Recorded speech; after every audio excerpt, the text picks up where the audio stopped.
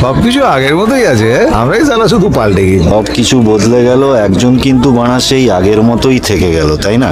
আজকেও সালা লেট। আমি কিন্তু সবার আগে ফোনটা ওপেন করেছি।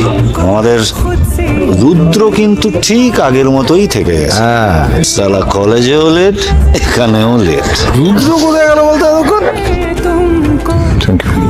রুদ্র কিন্তু আমাদের কলেজে হার্ট থ্রপ ছিল। আমার একটা কোনো মেয়ের পেছনে ফিলিং দিতে হিদি যেত, আর ও শালা লেডিস টয়লেট অব্দি চলে যেত।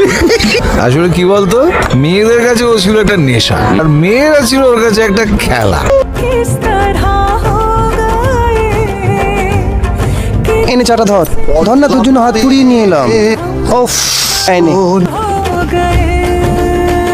মুখোশে মুখ ঢাকছিস যে বাড়া।